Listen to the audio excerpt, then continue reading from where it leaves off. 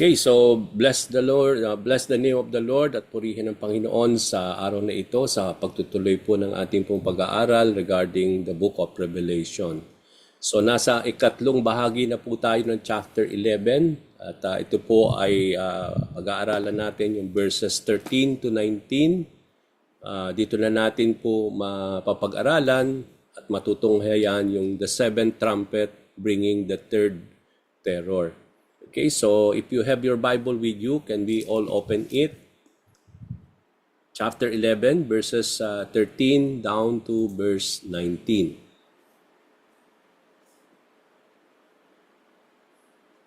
At the same time, there was a terrible earthquake that destroyed a tenth of the city. 7,000 people died in that earthquake, and everyone else was terrified and gave glory to the God of heaven.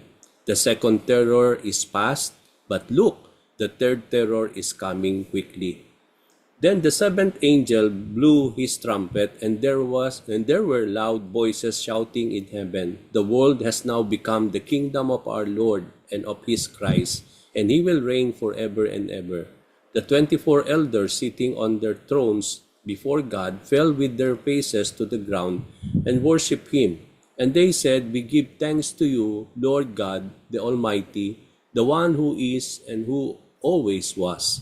For now you have assumed your great power and have begun to reign.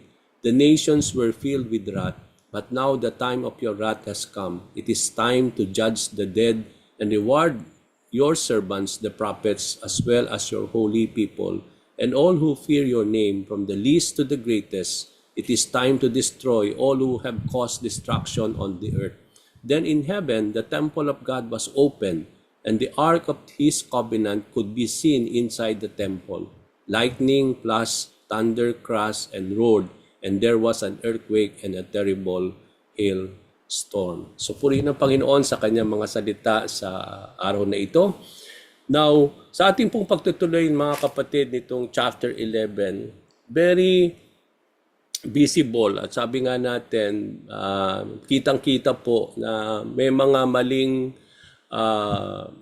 understanding tayo pagdating sa tribulation, especially in the reign and rule of the Antichrist. Akala natin wala na pong mga evangelization na mangyayari, but at the same time, there will be no more persecution of believers in the time of tribulation. Pero makikita natin dito sa ating pong pinag-aaralan sa chapter 11, especially with regards to the two witnesses at dun sa 144,000 na napag-aralan natin last time, it is so evident that magpapatuloy po yung evangelization of the world, that the gospel will still be preached during the tribulation and even in the reign of the Antichrist.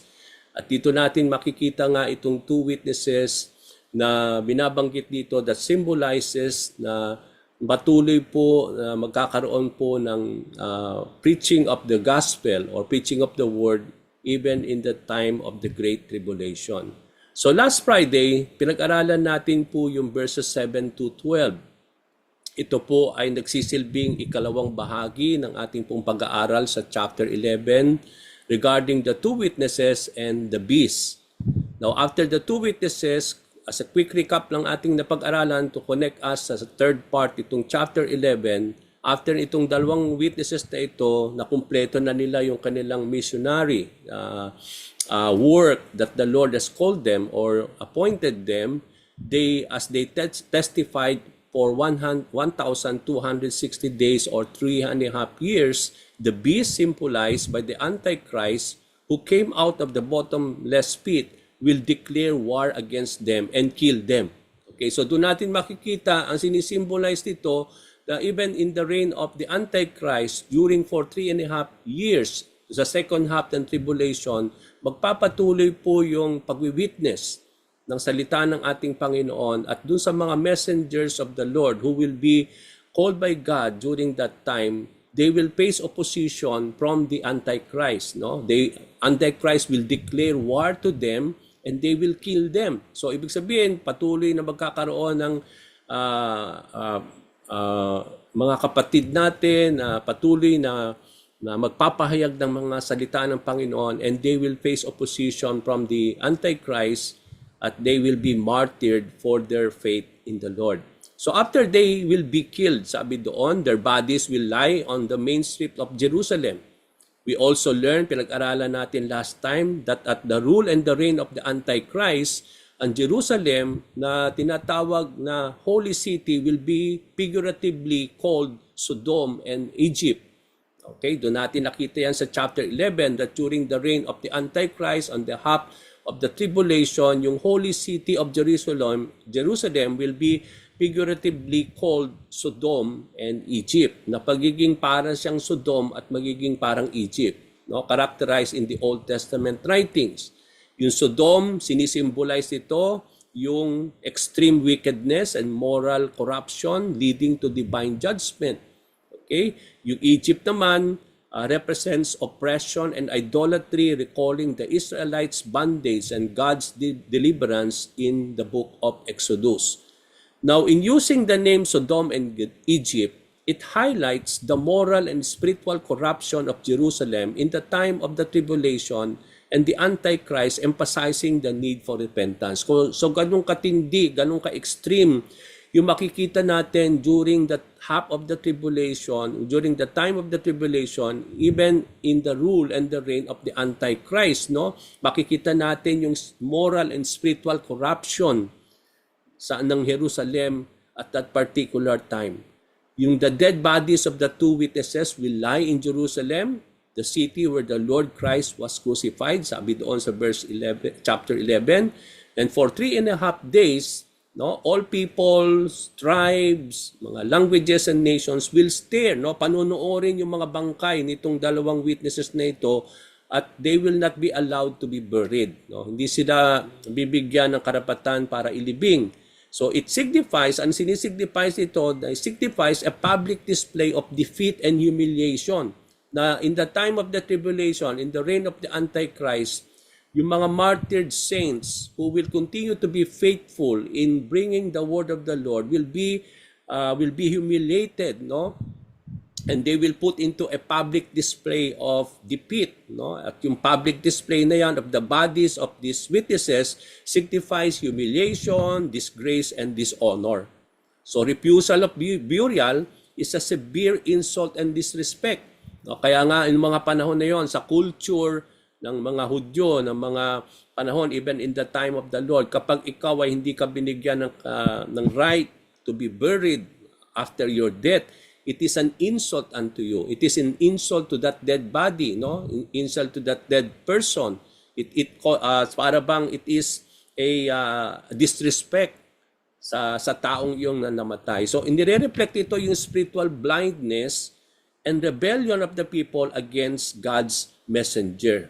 Okay? So the people of the earth will rejoice. So dito hindi lang natin makikita that the Antichrist will oppose those servants of the Lord, but even the people of the earth will continue to rejoice and celebrate over the death of the saints of God, no? Over the death of these two witnesses.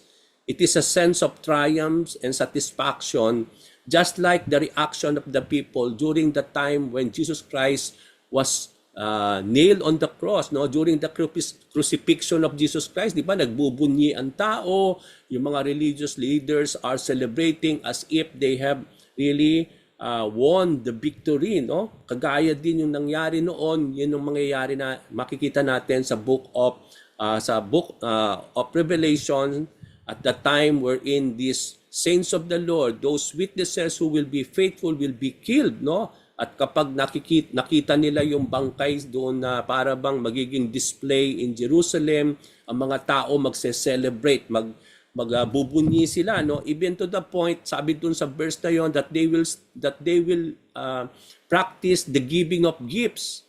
No? Just like Christmas, that we are giving gifts to highlight that celebration, ganun din daw, no? That people will celebrate and rejoice, even to the point that gifts will be sent to one another, no?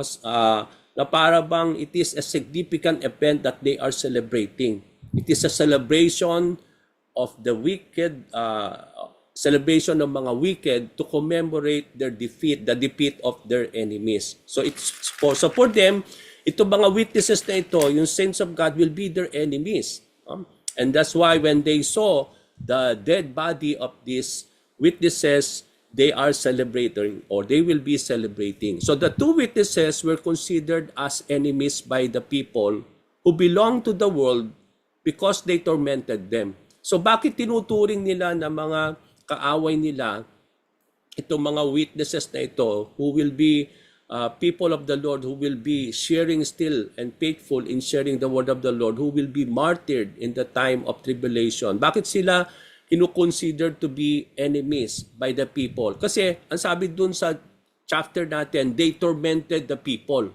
So paano nila na-torment itong mga witnesses to? Paano nila na-torment itong mga tao at that time? Because of their testimonies. Nung patuloy silang nagpapahayag ng salita ng Panginoon, we know that the Bible or the gospel is the power of God that will bring conviction, that will lead to people to repentance. So doon natin makikita yung message of repentance and the message of judgment, di ba?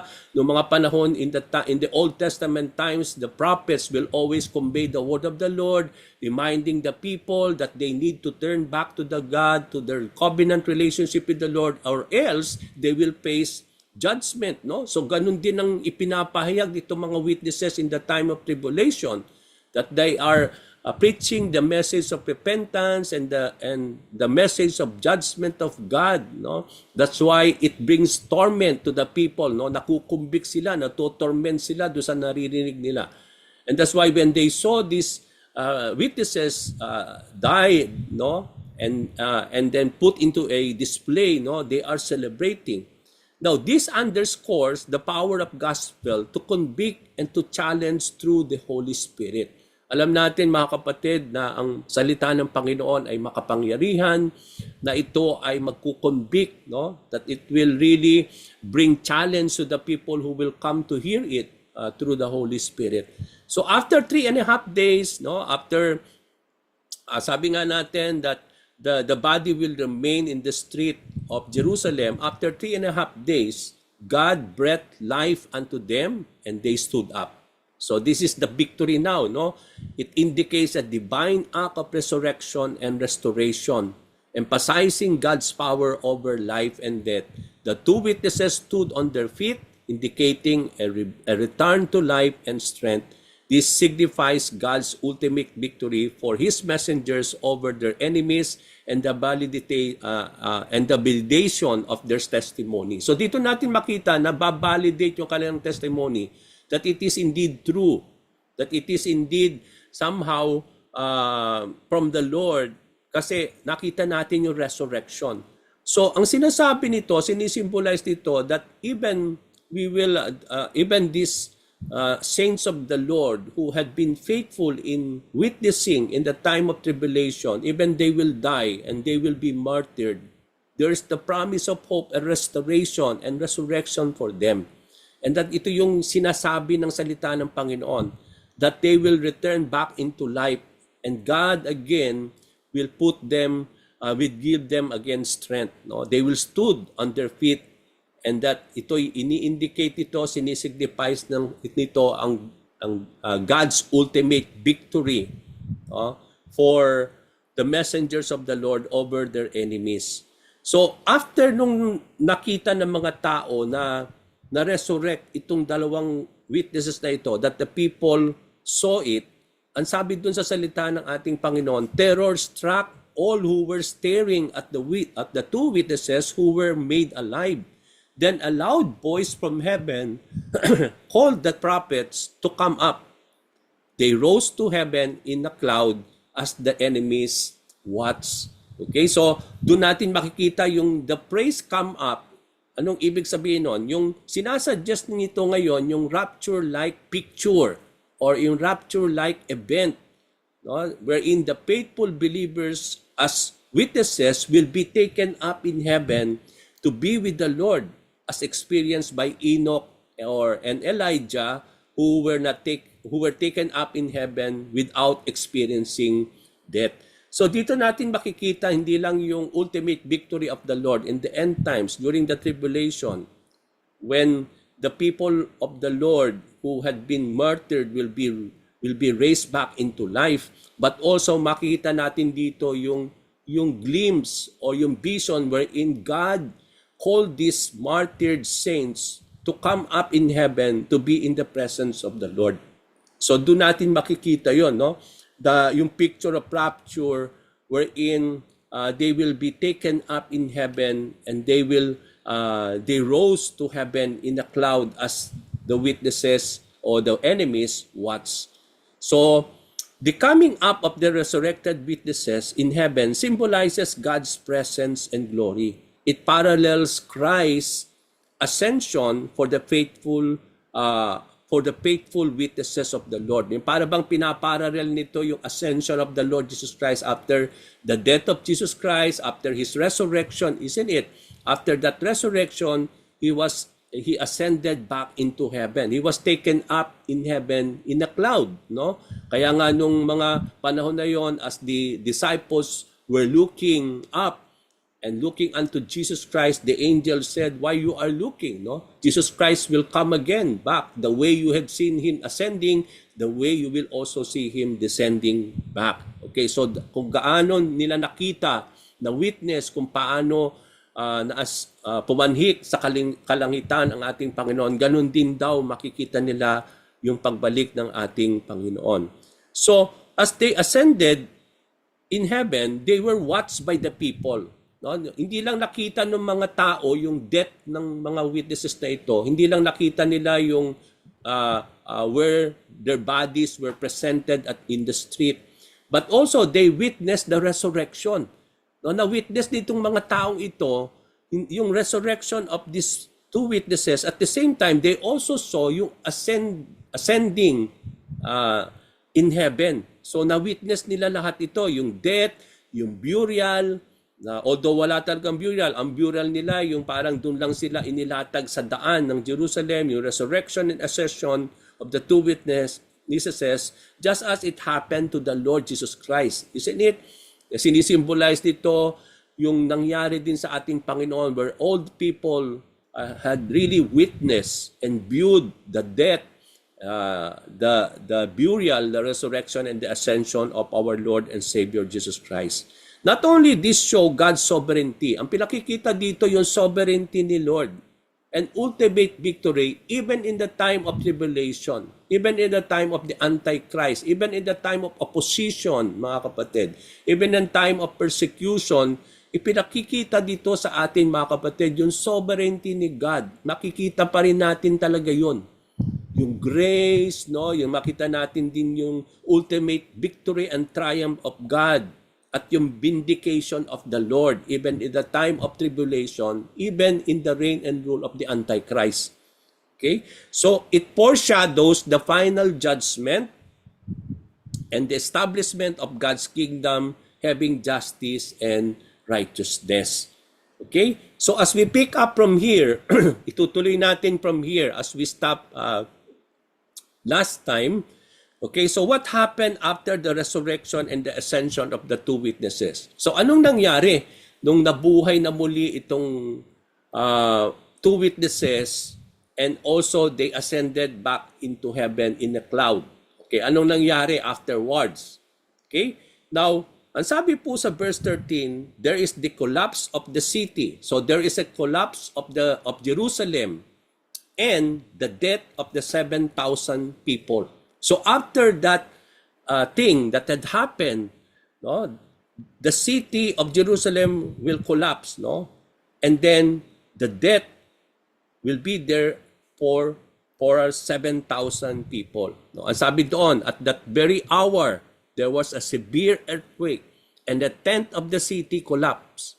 7,000 people were killed in the earthquake, and the survivors were terrified and gave glory to the God of heaven. So after na witness nito lahat itong mga events na ito regarding about the witnesses in the time of tribulation, there will be a severe earthquake. Okay, after the ascending back into heaven out of the cloud, no, magkakaroon ng severe earthquake, and then out of that severe earthquake, the the tenth or a tenth of the city of Jerusalem will collapse. Okay, magko-collapse siya. And out of that earthquake, not only tenth of the city will be destroyed and collapse, but there will be 7,000 people will be killed out of that earthquake. And then after that, yung mga survivors na hindi namatay during the earthquake, they will be terrified. Sabi doon, no? They will be terrified, and then ang response nila, they will give glory to the God of heaven. So, at that very same hour of when the two witnesses came up in heaven, at the sight of the witnesses, at the sight of their enemies, there will be a severe and great earthquake na nag-shook sa Jerusalem, no? Now, alam natin mga kapatid, earthquake in the Bible, no, in the biblical times, were often seen as a manifestation of the divine power and judgment. Ginagamit ng Panginoon yung earthquake, no? Para bang ito'y manifestation ng kapangyarihan ng ating Panginoon, yung kanyang divine power and judgment that we are able to see here also, very evident sa ating pinag-aaralan, na there will be a severe earthquake symbolizing the power of God, no? And also, that also symbolizes judgment.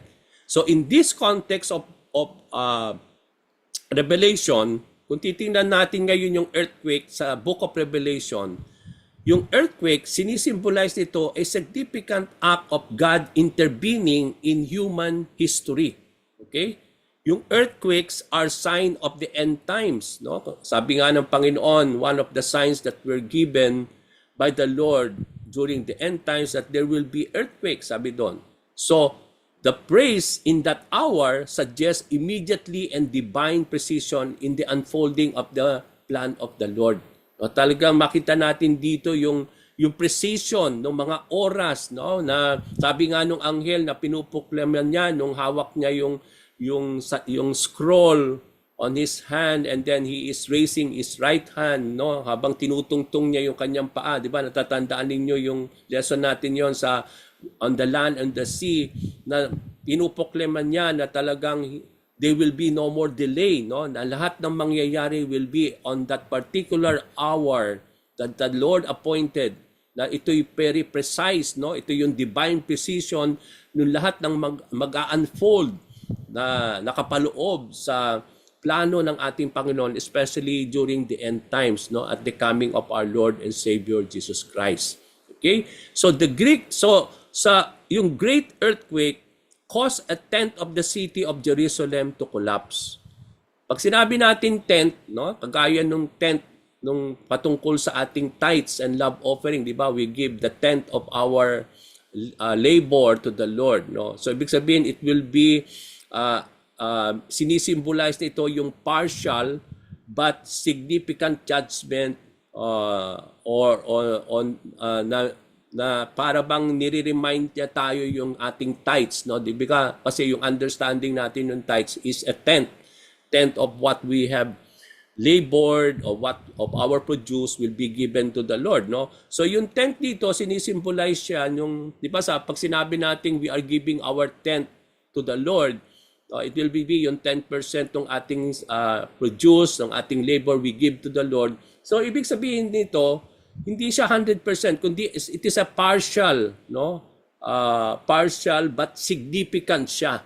Okay? So although hindi binibigay natin kay Lord yung tenth natin na buong buo yung 100%, but we are also only called to give our tenth, no? Although maliit lang siya compared dun sa 90% na maiiwan sa atin, but it symbolizes a partial, although symbolized partial siya, pero it is so significant. Ganon din naman itong earthquake na ito, no? Although parang maliit lang siya in terms of the judgment of the Lord, but it is so significant, no?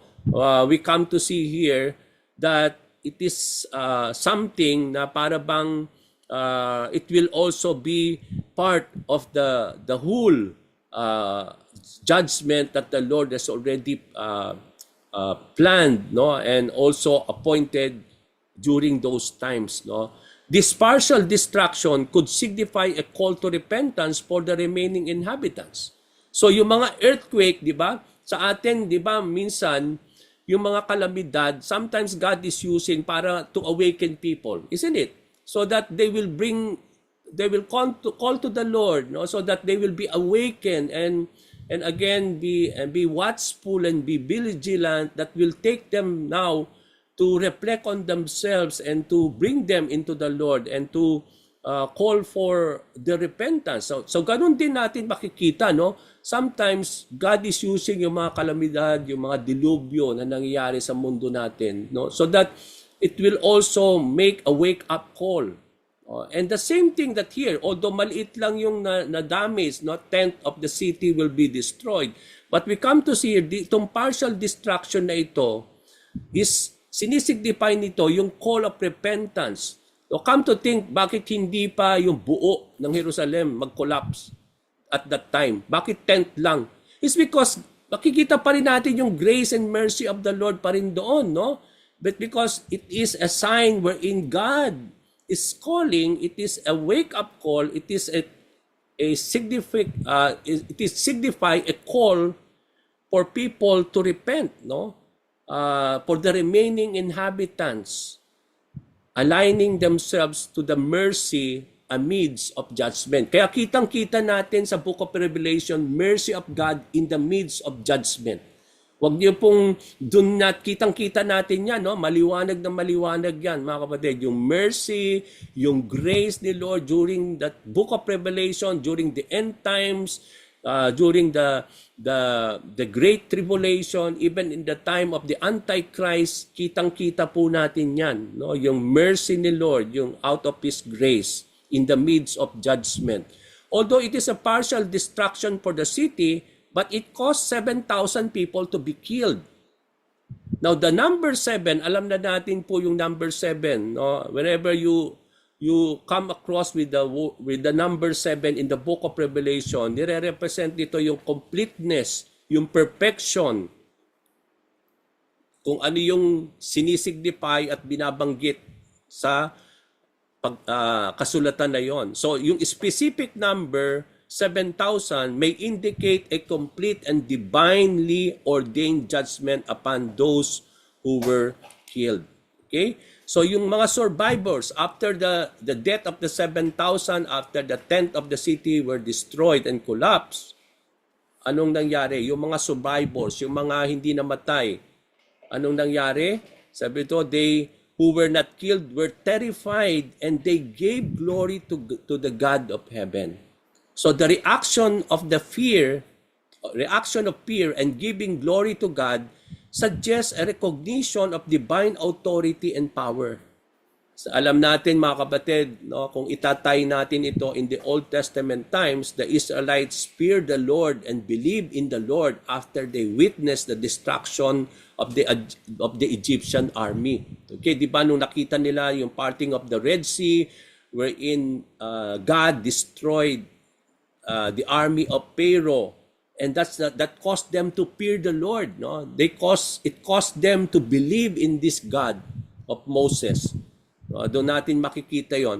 So ganun din makikita natin dito na when the people will saw, or they will see this destruction caused by the earthquake, no, it will turn the survivors into fear, and then also they will glorify God at that particular time.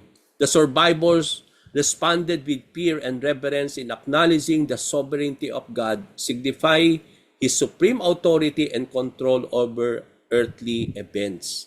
Na kahit anong mangyari, mga kapatid, no, kitang-kita natin yung supreme authority, the sovereignty of God. It means God is in control of the events, that it will be in control yung lahat ng mga event na mangyayari during the tribulation. No, it means to say si Lord pa rin ang may authority, siya pa rin ang magko-control ng mga events na yan na mangyayari during the end times. No, this fear and reverence indicate a moment of repentance and realization among the survivors.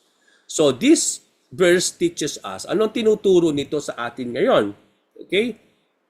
tinuturo nito yung divine judgment and mercy even in the time of tribulation.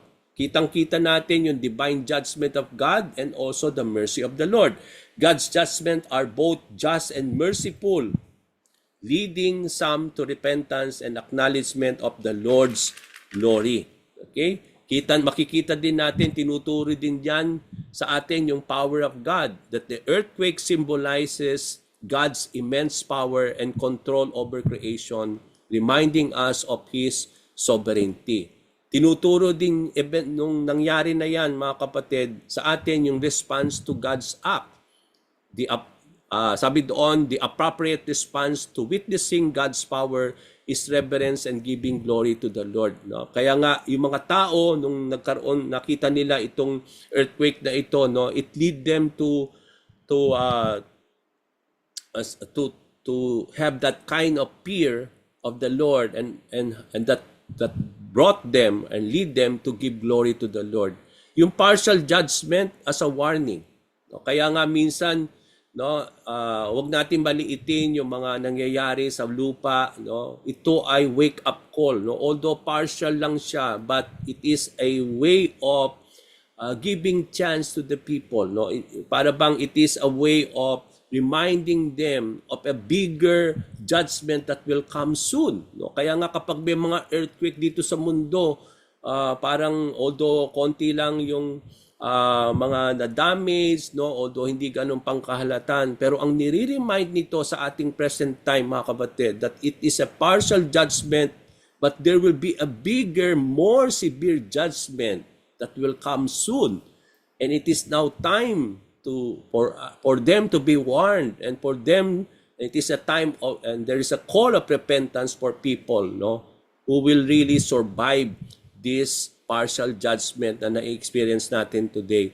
And yung role of fear in faith, no? Yung para bang healthy and godly fear of God can lead to a deeper faith and recognition of the authority of the Lord. So, after that, anong nangyari? After the great earthquake that caused tenth of the city to be destroyed, and then there's the death of the 7,000 people, bringing fear, and then bringing glorification to our God. Ang sabi doon sa verse 14, the end of the second terror has already ended, and then the coming of the third terror. Okay, so makita natin yung pacing, no? After that, natapos na yung second woe o yung second terror. Ang sabi po sa verse 14, the second woe has passed, the third woe now is coming soon. So after the series of the second phase ng judgment, yung trumpet judgment, di ba? After that, there will be now the third series of judgment that is coming soon. So itong verse 14, nagsaserve ito ng continuation ng chapter 9 verses 14 to 21. Remember, di ba pinag-aralan natin yung chapter 10 up to somehow kalagitnaan nitong chapter 11, para siyang interlude, parang pause from the trumpet blowing of the sixth trumpet down to the seventh trumpet blowing. Merong isiningit nga itong chapter 10 and 11. Kaya itong verse 14 natin, continuation yon nung kung saan tayo nagtapos nung nagtapos yung trumpet blowing, yung sixth trumpet blowing. No, isiningit lang itong interlude, at itong verse 14 ngayon ay continuation noon. Okay, ito na yung continuation nung pagtutuloy ng judgment of the Lord. Okay, yung blowing of the sixth trumpet, wherein 1/3 of the world's population are killed by demonic beings. Natatandaan ninyo yun, no? Yung nung na-blow yung sixth trumpet, 1/3 of God's population will be killed by demonic beings, no? Chapter 10 to chapter 11 verses 1 to 12 serve as an interlude or pause. Isiningit lang muna yon doon, no? But then makikita natin doon that yung verse 14 now is the continuation of after the blowing of the sixth trumpet. So the second terror or woe that has passed refers to the conclusion of the sixth trumpet judgment. Okay? And the trumpet judgment consists of 7 series judgment that God unleashes upon the earth during the end times. No? So ito na yung ikalawang series. 'Di ba natatandaan ninyo yung judgment seal o seal judgment, 'di ba? Yung ikauna hanggang breaking of the seal from the first to the sixth, and then doon sa breaking of the seventh seal, doon nag-umpisa itong trumpet judgment, isn't it? Now, after the sixth trumpet, going to the seventh trumpet, pag blow ng seventh trumpet, yun naman yung start na yun, nung series of the judgment of bowl. So, tatlo siyang series of judgment, mga kapatid, no? Yung breaking of the seal, and then makita natin yung trumpet blowing, and then itong judgment of the bowl. So, continuous siya. Kaya lang, nakita natin doon, merong mga pause na parang interlude, no, to give emphasis dun sa magiging mas severe, no. Kung mapapansin niyo, after the sixth breaking of the nung ating pong seal judgment, no, para bang dinelay muna yung breaking of the seventh, kasi to highlight yung paparating na mas matindi pa dun sa mga nakaraan na yon. So ganun din yung makikita natin dito sa chapter 11, no? Nagkaroon ng pause after the sixth blowing of the trumpet to give way ngayon to much severe, na mas higit pa itong yung bowl judgment, mga kapatid, will be more severe and terrible compared with the first series and the second series. Okay, so doon binibigyan ng pansin yun ni Lord, no? Doon sa ito yung parang makikita nating flow of the events in the book of Revelation, na bagamat hindi ito parang delay, bakit nagkakaroon ng interlude, but then yung mga events na yon na parang na-delay yung judgment is to give emphasis para po dun sa much more severe judgment that is coming soon. At yun yung makita natin dito, no? Ipinapahayag na ngayon that the second woe has now passed, has been concluded. Now, this third woe is coming, no? Para bang there's a warning that this third woe will be more than what has been poured or unleashed by God during the first and the second woe. Okay? So, the second terror or woe has passed away, refers to the conclusion nga, no? At those terrors or woes are characterized by intense suffering, calamity, and widespread destruction. So, come to think of this, no, inumpisahan na natin yung breaking of the seal, then we are now in the trumpet blowing. Come to see the severe destruction already had happened. Yung makita na natin yung severe, there is a calamity, yung widespread, sabi nga natin, destruction and suffering caused by this judgment of the Lord. Nire-reflect nito yung severity of the judgment of God and the fulfillment of the prophetic events, no?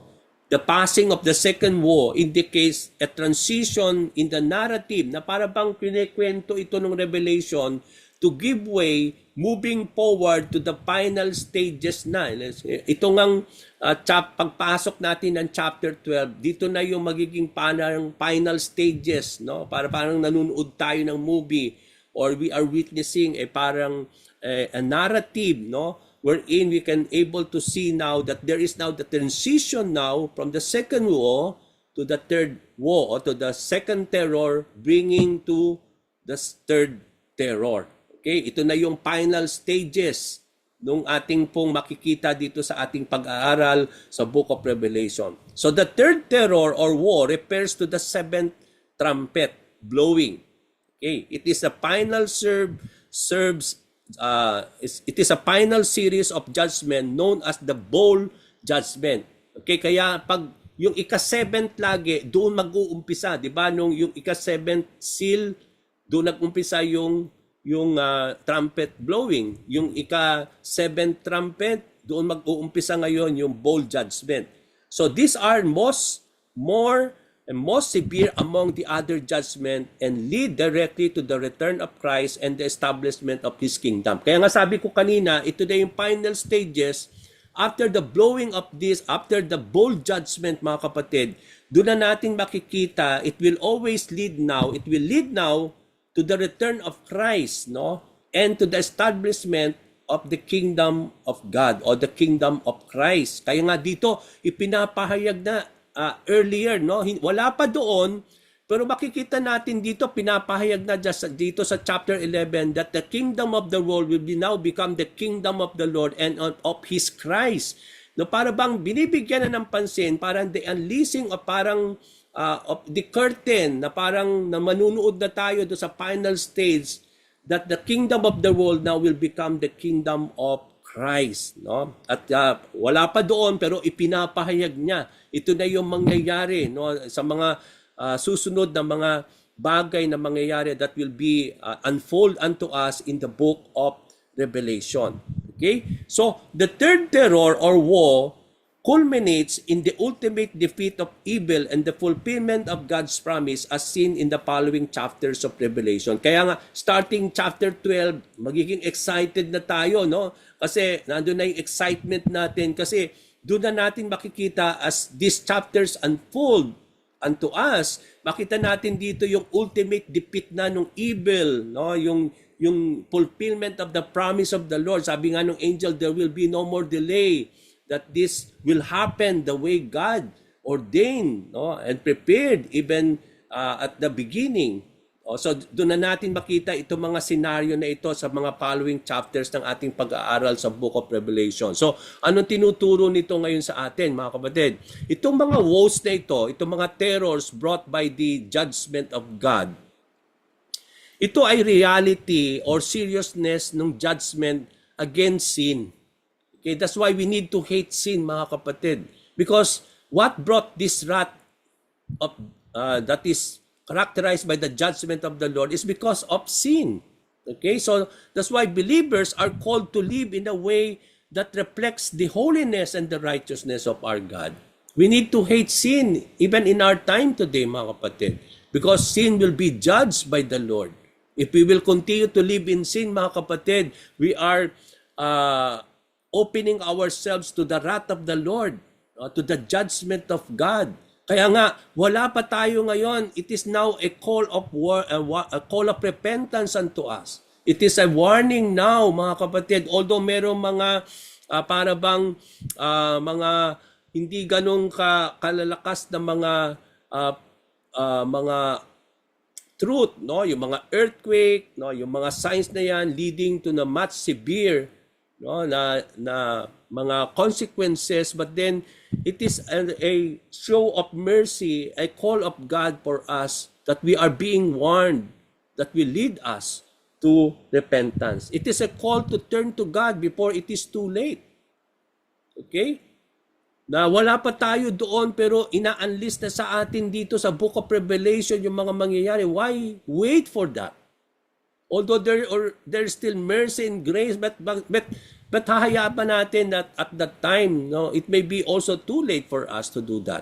So despite the severity of the woes, no, yung mga terror na nakita natin, believers can find hope in the sovereignty of our God because God is control. Control pa rin niya lahat yung events na yan. Yung mga gagawin ng mga demonic beings, no, 'di ba? Gagamitin ni Lord. He will use evil for evil, 'di ba? But God is in control of these things. Even He will allow the Antichrist to be used, no, for the purpose of redemption. But even though He will allow the beast, but He is in control also of him. Okay, so doon natin makikita yung sovereignty of the Lord, yung knowing that this ultimate plan of restoration, that there is indeed redemption of God, mga kapatid. Ini-encourage niya tayo, mga kapatid, no, as we study this Book of Revelation, to live with our eternal perspective. Kaya napakaganda talaga itong pag-aaral natin nito ng Revelation kasi nagkakaroon tayo ng eternal perspective, no? Pine-prepare niya tayo sa return ng ating Panginoon by living faithfully and sharing the gospel of the Lord, no? That even today we are called to live faithfully and continue to be faithful in sharing the gospel of our Lord. So, what had happened now? Sa verse 15, nung ipinahayag that the second woe has passed and then the third terror is now coming. And then sabi doon sa verse 15, the seventh angel sounded his trumpet. Now the seventh trumpet blowing. Okay? The seventh angel sounded this trumpet and there were loud voices. No, after nung na blow yung seventh trumpet, there are loud voices in heaven which said, "The kingdom of the world has become the kingdom of our Lord and of his Christ, and he will reign forever and ever." So, after the unleashing nung seventh trumpet, there is a voice, no, na in heaven, and it is a loud voice, no, na ipinapahayag niya na dito wala pa nga doon, sabi ko nga kanina, wala pa, hindi pa nangyayari, pero pinapahayag na yung mangyayari when after the seventh trumpet blowing. Okay? That the kingdom of this world, ipinapahayag doon, thou now will become the kingdom of our Lord and of his Christ, and he will reign forever and ever. So, ipinapahayag na dito, no? Pinoproklima na that the kingdom of the Lord will be here on earth and he will reign forever and ever. So, there were loud voices, no? It sinasuggest dito a heavenly chorus or assembly, possibly the angels or the redeemed saints proclaiming a significant declaration having divine authority and importance. Di natin alam doon kung sino yung mga who out of that loud voices, no? Ang sabi nila, it may be multitudes of angels or yung mga saints in heaven, they are now proclaiming it, no? Iban, di ba, no, tandaan natin doon, they are proclaiming their salvation to the Lord doon sa mga nakaraang passages natin. It may be the same thing, no? The saints of God in heaven, they are shouting, they are proclaiming in a loud voice, no? That loud voices convey the magnitude and the certainty of the message being proclaimed. So the kingdom of the world has become the kingdom of our Lord and of his Christ. So praise be to the Lord, no? Yun yung pag-asa natin.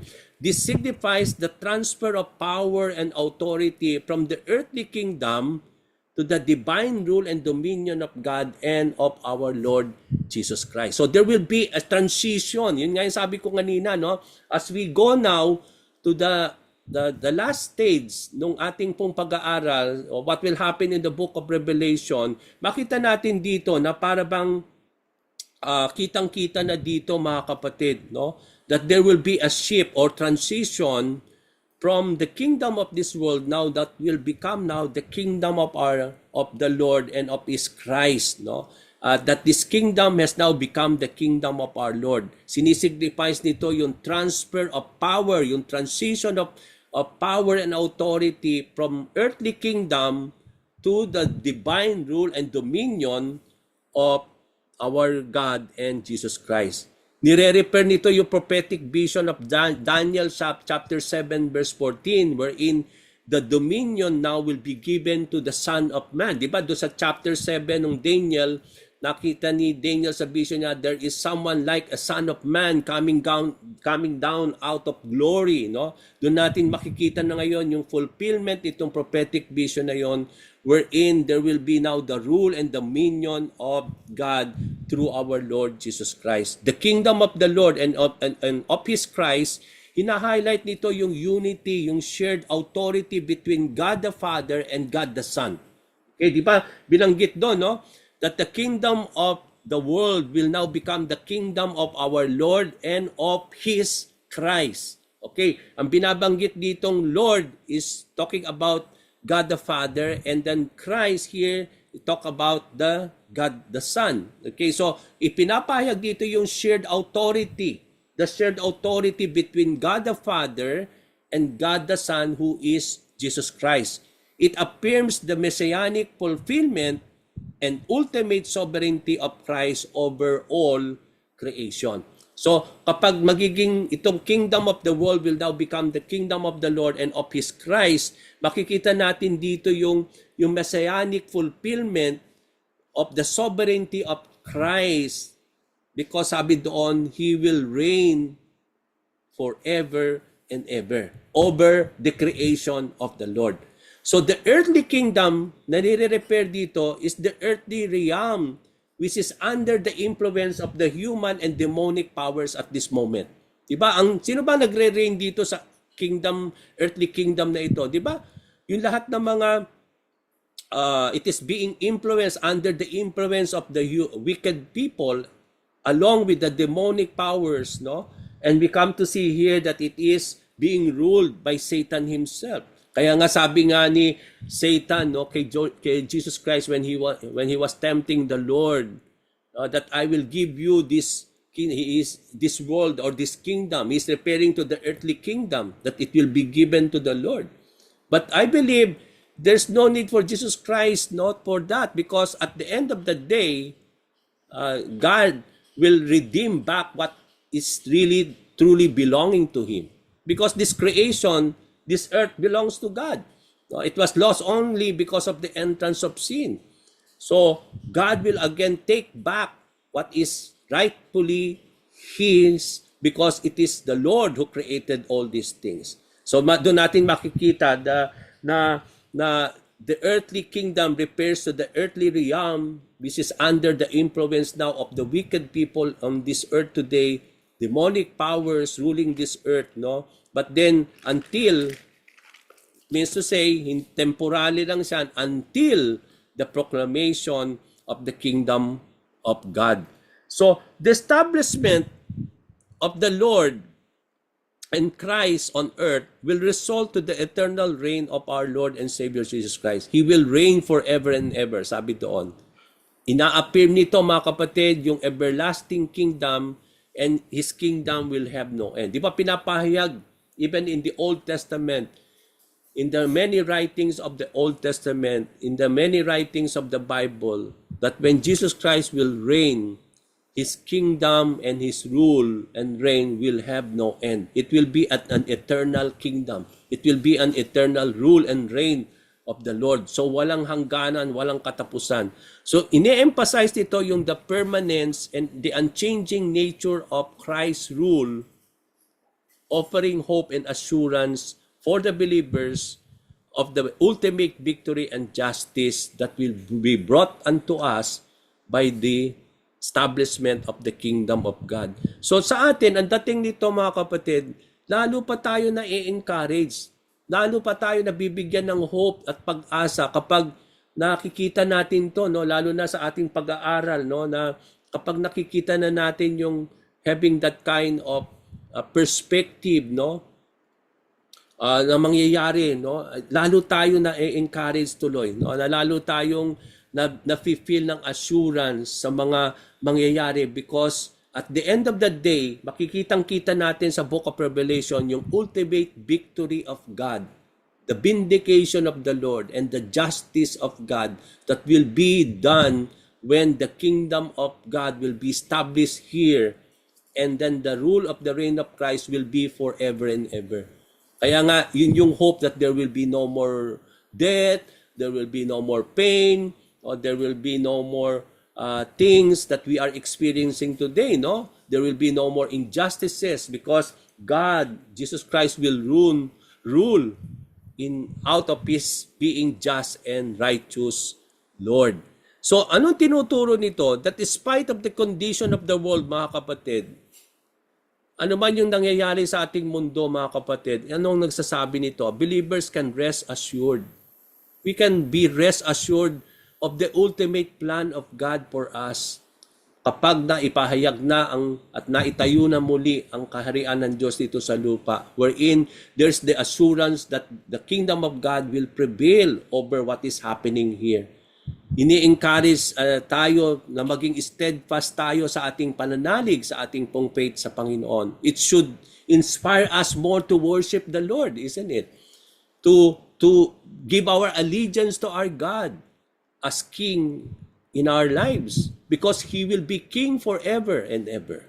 So because He will be King, so we will always give our allegiance to our King. Now even today, we don't need to wait for that to happen, but even today, He is already the King of our lives. So even wala pa tayo doon, ang sinasabi dito ay magpatuloy nating ibigay yung allegiance natin, yung honor that is due to the Lord, no, in our daily life. We are we are to live with an eternal perspective. Kaya nga, itong unleashing ng revelation na ginagawa natin, it is an eternal perspective that it is being open unto us, no, mga kapatid, that everything in this world will pass away. Binubuksan itong kaisipan natin, mga kapatid, na lahat itong nakikita ninyo, karangyaan dito, ano man ang meron sa atin ngayon, hindi niyo yan madadala, mga kapatid. It is just temporary. Everything will pass away. Pinaprioritize dito yung spiritual over temporal concerns. We are more than spiritual rather than physical and temporal concerns here on earth.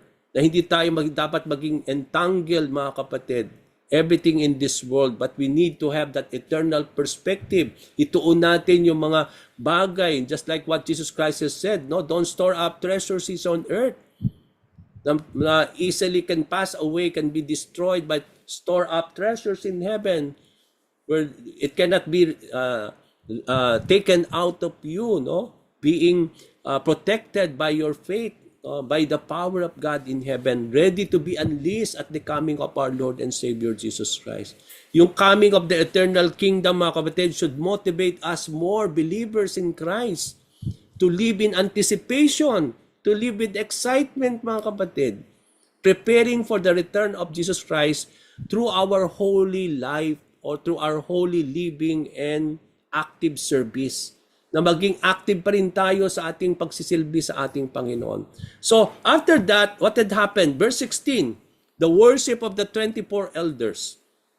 After the proclamation, after the kingdom of the world will now become the kingdom of the Lord and of His Christ, and His reign will be forever and ever. Ano nangyari? The 24 elder, di ba? Napag-aralan natin, parang naging silent itong 24 elders after yung mga succeeding chapters natin. But here comes again the 24 elders. The 24 elders who were seated on the throne before God fell on their faces and they worship God. So Revelation chapter 4, napag-aralan natin itong 24 elders, no, as we discuss and study the 24 elders seated on the throne before the throne of God. They were referred to the believers who will reign with the Lord. Okay, so itong mga 24 elders na ito, it will not be literary talaga na 24 lang siya, but it refers to the believers who will reign with the Lord. Okay, they represent the redeemed and crowned, rewarded believers or saints in the Lord. Kasi may mga crowns sila, di ba? They will be given crowns, no? So ito yung mga faithful redeemed saints of God, no? Those who have been rewarded by the Lord. So it also represents the fullness of God's people, encompassing both the 12 tribes of Israel and the 12 apostles, no? Kaya nga 24 siya, sinisimbolize niya, kaya naging 24, yung 12 tribes plus the 12 apostles, okay, it equals 24. Okay, ang sinisimbolize nito daw is yung, sabi dito, yung the fullness of God's people na ini-encompass lang nitong 12 tribes and the 12 apostles. No? Yung the elder sitting in the throne indicates a position of authority that at that time, no, wherein the saints of the Lord will be sitting along with our Lord Jesus Christ in His glory, no, that we will share in the glory of the Lord, na sinisimbolize nito yung a position of authority and honor, suggesting that they will share in the rule of the Lord, no, that they will share in the rule of Christ, no. The elders pour in deep reverence, no, nung sila'y nagkaroon ng deep reverence and submission to the Lord as they fell down to the Lord. It signifies humility, acknowledgement of God's supreme authority and holiness. They worship God where the elders continually praise the Lord. So, anong tinuturo nito? Tinuturo nito, mga kapatid, that worship is the central theme ng ating mga buhay bilang mananampalataya. We are to prioritize worship in our daily life. No matter what, we will continue to worship the Lord. No, we will continue to bow down before the Lord and fell our faces and worship our God. No, in our relationship with God, we are to approach Him with humble heart. So verses 17 to 18, no, malapit na tayo matapos. Ano nangyari? Okay? So the declaration of the 24 elders, they worship God. So as they worship the Lord, meron silang pinoproklima. Kaya nga, yung worship natin, hindi tayo dapat silent eh.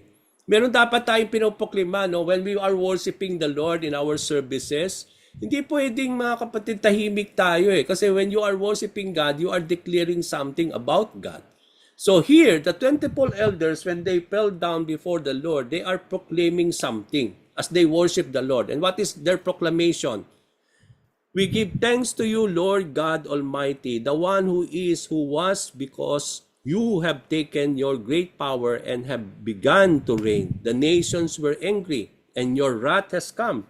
The time has come for judging the dead and for rewarding your servants and prophets and your saints and those who reverence your name, both small and great, and for destroying those who destroy the earth. So dito, dinedeclare ngayon ng elders dito yung what will happen soon now in the succeeding chapters of Book of Revelation. Na they are not thanking the Lord and acknowledging God that that the Lord is, who was, and who is to come. But also, here, pinoproklima nila yung power of God, that He will now begin to reign, no? Na nations will be angry, no? That the out of His wrath, and the time of the judging now has come, no? Pinapahayag nitong mga 24 elders na to, itong mangyayari na, no, yung sa mga succeeding events that will happen soon. So the elders give thanks to the Lord God Almighty. It is a praise of declaration of gratitude and reverence to our God. They acknowledge the Lord God Almighty, emphasizing God supreme. Kaya nga sinabi doon, they thank the Lord God Almighty. Whenever they come across with the name and the title, the Lord God Almighty, ang ipinapahayag niyan, mga kapatid, yung God's supreme power, that He is the Almighty God, the omnipotent God, the sovereign Lord. Okay?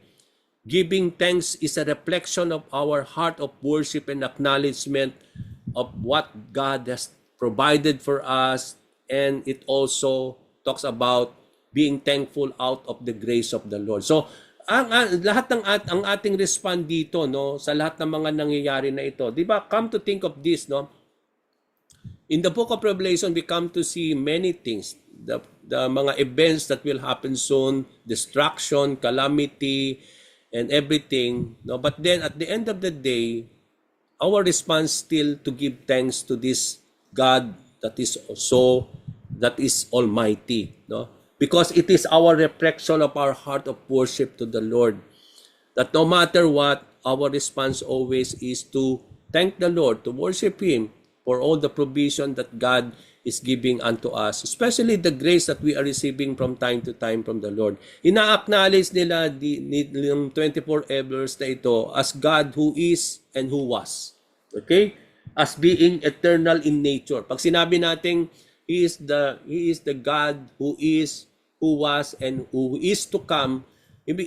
Pinag-aralan na natin ito sa mga previous lesson natin that we are proclaiming now, inire-reflect nito yung God's unchanging nature, that His timeless existence and faithfulness. Pinapahayag natin dito walang hangganan ng existence ni Lord. He will be who is, who was, and who is in the future. That it nire-reflect din yung unchanging presence. Dahil kung siya'y nandoon ngayon, ganun din naman, ang presensya niya ay in the future. Pinoproklaman din yung faithfulness ng Lord. If God is faithful in the past, He will be also faithful today. And God will also be faithful in the time that is to come. So God has taken His great power and begun to reign. Sabi doon, nung mga 24 elders, God, sabi doon, you have taken your great power and have begun to reign. Hindi ibig sabihin doon na wala yung power ni Lord.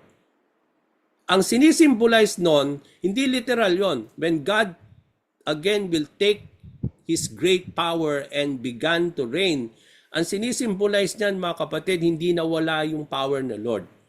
The Lord's great power refers to His ultimate authority in bringing out His divine judgment. The Lord will establish again His kingdom and on earth and rule again. Na para bang He will take back again the power that has been, sabi nga natin, na hindi na manifest even at this time when the Satan will rule on this earth. No? He will take that power again. No? And then He will begin to rule and reign again in this world. We come to see here that this world has been lost. Now, the taking back of that great power, it means to say God out of His power will take back what He is, what He owns, what belongs to Him, and He will rule again on what He belongs, on what that thing that belongs to Him. So yun yung sinisignify noon, no?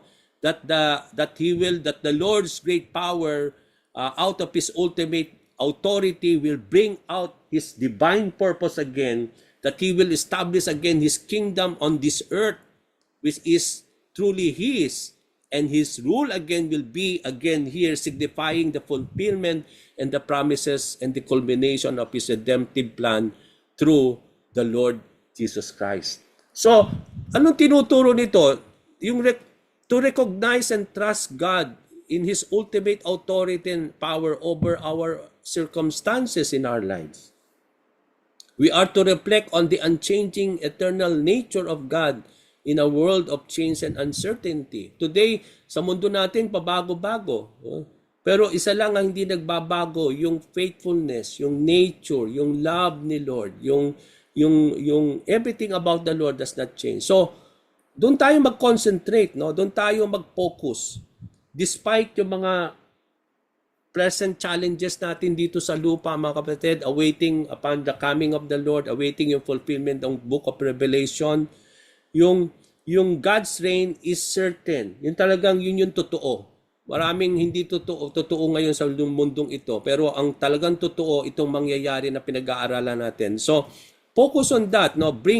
That will bring justice and peace. We are to continually to give thanks, not because of anything, but because of who is the Lord. That as Jesus again will take His power. Na para bang, di ba, He will take again His power. Para bang He will take His power back again in this world. Because the power that is ruling this world now is Satan's power, no? But then He will take again His power, and He will become now again to rule and reign in this world. These are several occurrences that will come, no? Ano yung mangyayari when the Lord God will take again His power and rule on this earth? Ano mangyayari? Sabi doon nung pinupoklama nung mga 24 elders. When the coming of the Lord will be here and the Lord will rule and reign, do you expect that there will be peace? Yes, there will be peace, but ang sabi doon, the nations were angry. Sabi doon sa verse natin, it conveys the world's opposition against God's sovereignty. They conspire against the Lord. It highlights the spiritual battle between God's kingdom and the worldly power. So, makikita na natin dito that there will be a battle, no, later on when the Lord God will rule on this earth, no, for 1,000 years. Satan will be put into the bottom, to the abyss, to the bottomless pit. Ipipiit siya for 1,000 years along with his demonic angels, no? So there will be peace for 1,000 years, the reign of the Lord. But after that, sabi doon, pakakawalan uli si Lord, and we believe that there is a great battle between the kingdom of God and the power of Satan, no? When there will be a clash, wherein also nations will join Satan, no? To battle against the Lord. So there will be the great battle, no? And so doon natin makita that the nations will become angry. Sabi doon, the wrath of God has come. So when God now will take His power on this earth and will rule on this earth, not only the nations will become angry, the wrath, that's the beginning of the wrath of God. God's wrath represents His righteous judgment against sin and rebellion. His wrath is brought by persistent rejecting of His authority and grace. Kaya meron tayong wrath is because of people, yung kanilang persistent rejection of God, nire-reject nila yung authority ni Lord, yung grace ni Lord, and that will bring to the wrath of the Lord. The wrath of God will be revealed against all ungodliness and righteousness. Sinapahayag din ng 24 elders, mga kapatid, that the time has come to judge the dead. Hindi lang the time that the wrath of God has come. Sabi doon, pinapahayag din ng mga 24 elders, the time has now come to judge, that God now, through Christ, will judge the dead. Man is destined to die, and then, sabi doon sa Bible, they will face judgment. There is final judgment, not only for the dead, but also for the living.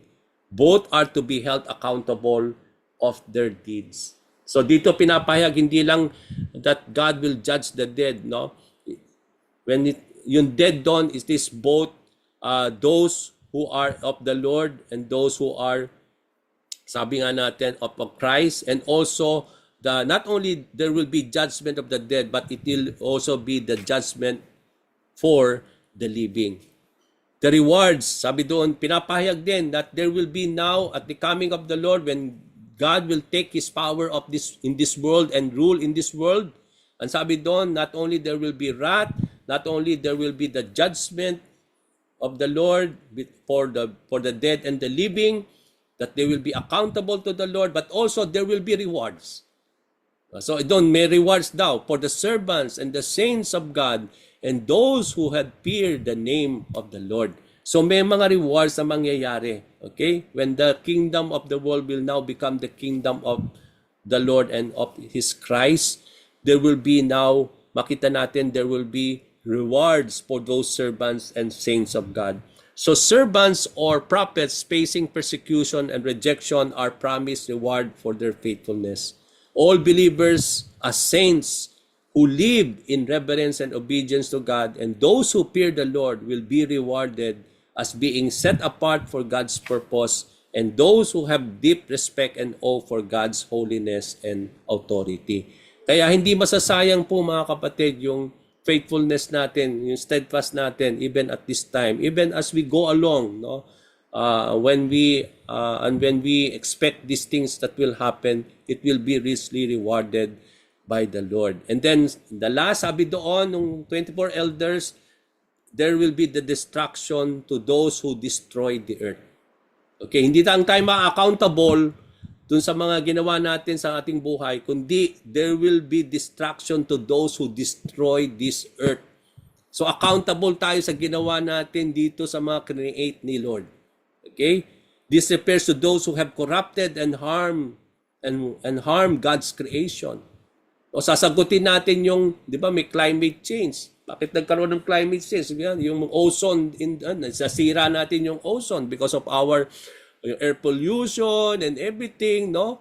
Yung mga flood, no? Bakit nagkaroon ng mga landslide, no? Yung mga ganyan, bakit naging corrupt yung ating mga sea, yung ating mga river? Tingnan natin yung river natin sa Pilipinas, maiitim na. Bakit? Kasi tinatapunan natin ng basura. Do you think this will not be acted by the Lord? We will be accountable to all of that, mga kapatid. Sabi doon, God will destroy people who have destroyed the earth.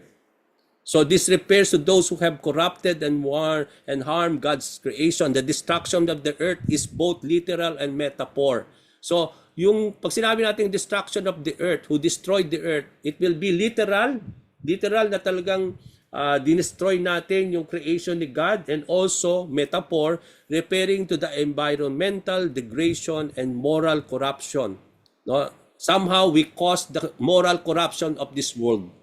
Tayo rin yung nag-corrupt dito sa mundo. Bakit merong evil? Bakit punong-puno ng wickedness? Tayo rin naman eh. Tayo din dapat ang sisihin doon. So yun yung metaphor doon. It is a warning of those who persist in rebellion and destruction will face divine retribution and destruction from God. Kung patuloy ang tao mamumuhay ng persistent rebellion and in this world, then they will be destroyed also by God at that coming of the Lord. So verse 19, God's temple and the Ark of the Covenant. So after all these things, anong nakitang vision ni John? Again, that God's temple in heaven was open. And within his temple was seen the Ark of the Covenant, and there came flashes and lightning, rumblings, peals of thunder, and earthquake, and great hailstorm. So the temple of God in heaven was open, signifies now access to heavenly realm. It suggests a moment of significant spiritual insight and the unveiling of the divine mysteries. Temple of God represents His dwelling place, isn't it? Diba, kung titignan natin yung development nung tabernacle, tapos naging temple, no, diba? And then later on, Jesus Christ referred to him now, his body, as the temple of God. And today, we are the temple of the Spirit because of the Spirit lives in us. So makita natin yung, hindi talaga literal siya eh. When we talk about tabernacle of the temple, yung tabernacle means the dwelling place of God. Yun yung sinisimbolize ng tabernacle and temple. Kaya yung temple, mahalaga sa mga Hudyo kasi it is where they meet. It is where the dwelling place of the Lord lies within the people, no? Kaya nung nasira yung templo, the destroying templo, no, they were so somehow naapektuhan sila ng talagang matindi doon because for them the temple is where the presence of the Lord is. But today it is not about the physical temple. It is about the spiritual temple that is referring to our body, to our lives. And it ini-indicate dito yung connection between heaven and earth, no? That it reminds of the tearing of the temple veil, no? Tatandaan ito, itong scenario na ito, nire-remind tayo yung nangyari nung si Jesus ay namatay sa krus. Diba? Yung do sa temple, there is this two chamber, the holy place and then the most holy place. And what divides it is yung thick curtain. Okay, that yung hindi pwedeng pumasok sa the most holy place. The high priest only can enter that once a year to do the atoning sacrifice. Okay, but then after the death of the Lord, di ba, nasira na from top to bottom the thick veil separating the holy place to the most holy place has been torn, and then that sinisimbolize na ito the removal of barrier now between God and humanity. Nakita natin din uli dito yon sa ating pong Book of Revelation. That after this, the temple of heaven has been opened and doon nila nakita yung Ark of the Covenant. Remember, in the most holy place, sa temple, doon nandun yung Ark of the Covenant. No? Doon itinago sa most holy place. Dito rin sa temple in heaven, the temple of God in heaven, we will also see the Ark of the Covenant. No, nakita ni John yung Ark of the Covenant, no, doon sa kanyang sinulat yung Revelation. So, yung Ark of Covenant appeared on God's heavenly temple. Bakit? Ano sinisimbolize ng Ark of the Covenant, mga kapatid? The Ark of Covenant was housed in the Holy of Holies in the earthly temple, representing God's covenant with His people. Kaya yung Ark of the Covenant, lagi nilang dala-dala yun. Whenever nung sila magta-travel, no? Even yung si Moses, nung lipat-lipat sila, may nagdadala ng Ark of the Covenant. It will be station kapag sila magka-camp na. No? So even in the temple, doon inilagay yung ni Solomon, ni Herod, no? Makita natin doon nandun yung Ark of the Covenant. Bakit tinatago yun? It reminds them of the covenant of the Lord to them. Yung covenant faithfulness of God to them. No? Yun yung niremind nun. Even today, dito sa Book of Revelation, nire-remind tayo dito yung at our covenant faithfulness of God unto us. That in spite of everything, God will remain faithful unto His covenant to you and me through Jesus Christ. Yung presence in the heavenly temple signifies the continuity and the fulfillment of God's promise. Up to the end, God will remain faithful into His covenant. Even there will be tribulation, the Antichrist, persecution, God will still assuring us, mga kapatid, of the covenant faithfulness of the Lord till the end, until such time He will complete redemption. Yun ang tinuturo niyan. Kaya pinakita yung Ark of the Covenant in that vision. There were flashes of lightning, rumblings, peals of thunder, earthquake, sabi doon, hailstorm when the heavenly temple was opened. These natural catastrophes are associated with divine judgment and prophetic visions. It serves as a reminder of God's sovereignty and awe-inspiring nature of the presence of the Lord. So as I end, ano tinuturo nito? It teaches us the appearance of the ark in heaven is a reminder of God's unchanging promises and His covenant with His people. Believers can find assurance in God's faithfulness throughout history and in their own lives. Panahon ng Israel, ng mga Hudyo, ni Noah, ni Abraham, ng lahat ng mga hari and everything, God has remained faithful in His covenant with His people up to the end, in the time of the New Testament, till the time of the Revelation, up to the time when Jesus Christ will rule and reign in this earth. It symbolizes throughout history, God will remain faithful in His covenant with His people. It also reminds us Christians are encouraged to seek deeper understanding of God's will and purpose through prayer and study of the scriptures. And then last, the vision of the heavenly temple and the ark assures believers of God's continual presence and the ultimate fulfillment of His promises. This hope should inspire us to persevere, to be faithful in our Christian walk with our God. So praise be to the Lord, and let me stop this.